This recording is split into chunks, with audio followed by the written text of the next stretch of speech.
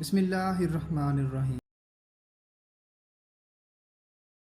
آج ہم آپ کو بتائیں گے کہ یہودی کون ہیں، ان کا آغاز کہاں سے ہوا، انہیں بنی اسرائیل کیوں کہا جاتا ہے اور یہ کس نبی کی اولاد میں سے ہیں۔ دوستو، زیادہ تر لوگ سمجھتے ہیں کہ یہودی قوم کی ابتدا حضرت موسیٰ علیہ السلام سے ہوئی، جبکہ حقیقت یہ ہے کہ یہودی حضرت موسیٰ علیہ السلام سے بھی بہت پہلے سے ہیں۔ دوستو، آج سے تقریباً 4000 سال پہلے حضرت ابراہیم علیہ السلام کو اللہ تعالیٰ نے پیغمبر بنا کر بھیجا۔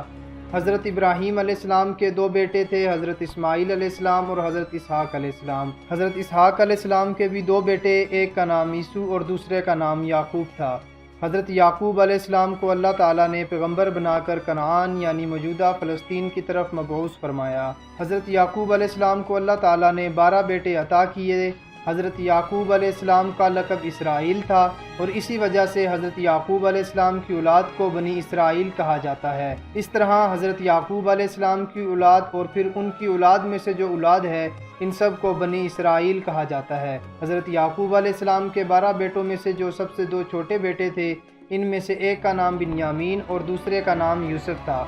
حضرت یعقوب علیہ السلام اپنے چھوٹے بیٹے یوسف سے بہت پیار کرتے اور اس کی ایک وجہ یہ بھی تھی کہ حضرت یعقوب علیہ السلام کو معلوم ہو چکا تھا کہ مستقبل میں اللہ تعالیٰ حضرت یوسف علیہ السلام کو نبوت بخشیں گے۔ حضرت یعقوب علیہ السلام کی حضرت یوسف علیہ السلام کے ساتھ محبت ان کے بڑے بھائیوں کو گوارا نہ گزرتی اور وہ ہر وقت حضرت یوسف علیہ السلام کے خلاف سازشیں کرتے۔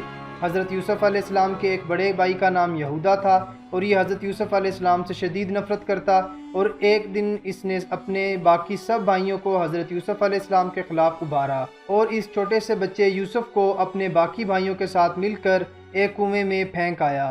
اللہ تعالیٰ قرآن پاک میں اس کا تذکرہ کچھ یوں کرتا ہے، ان میں سے ایک نے کہا یوسف کو قتل نہ کرو اور اس کو گمنام کنویں میں ڈال دو کہ اٹھا لے جائے اس کو کوئی مسافر۔ دوستو، وہ وقت تھا کہ اللہ تعالیٰ نے فرمایا کہ اے یوسف، تیرے ان بھائیوں کی اولادیں تیرے بعد آنے والے پیغمبروں کے خلاف سازشیں کریں گی اور ان کو قتل کرنے کے منصوبے بنائیں گی۔ اور پھر جب کچھ دن بعد اس کنویں کے پاس سے ایک قافلے کا گزر ہوا تو ان لوگوں نے حضرت یوسف علیہ السلام کو اس کنویں سے نکال کر مصر میں فروخت کر دیا۔ دوستو، اللہ کی کرنی دیکھیے کہ اللہ تعالیٰ نے یوسف علیہ السلام کو ایک غلام سے مصر کا حکمران بنا دیا، اور پھر جب قحط سالی کی وجہ سے کنعان کے کچھ لوگ اور حضرت یوسف علیہ السلام کے بھائی گندم لینے کے لیے مصر آئے تو حضرت یوسف علیہ السلام نے اپنے بھائیوں کو معاف کر دیا اور اپنے والد حضرت یعقوب علیہ السلام اور اپنے بھائیوں کو ان کی اولادوں سمیت مصر بلا لیا۔ دوستو، اس طرح بنی اسرائیل مصر میں آباد ہو گئے۔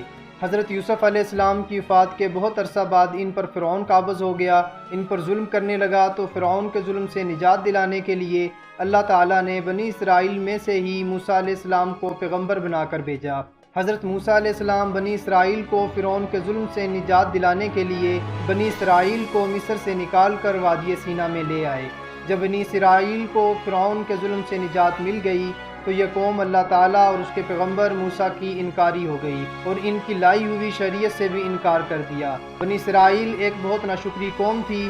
جب یہ قوم وادی سینا میں بھوک اور پیاس سے مر رہی تھی تو اللہ تعالیٰ نے ان کے کھانے کے لیے من و سلوہ اتارا اور پینے کے لیے ان کے 12 قبیلوں کے واسطے 12 چشمے جاری کر دیے۔ دوستو،